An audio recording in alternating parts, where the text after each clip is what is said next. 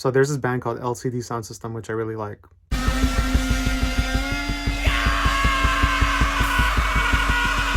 And they have this song called Losing My Edge, which I really like too.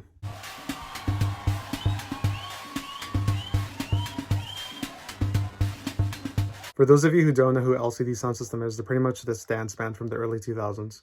Their founding member is this guy named James Murphy, who's known to be this huge audio nerd. It's just been part of what I do all the time. In the 90s, I got into like really resonant drums, really natural drums, because I started learning from like Steve Albini and Bob Weston how to record. And so I learned how to like record these resonant drums. So James Murphy really cares about drums in his music.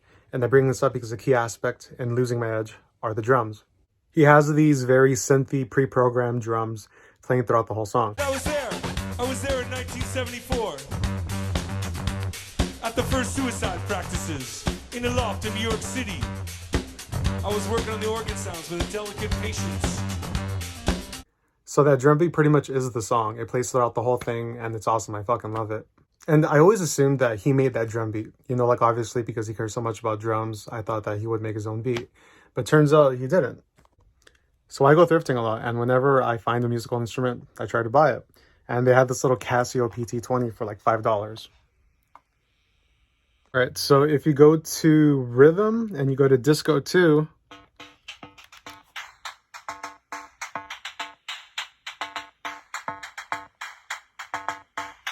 it's the same fucking drum beat.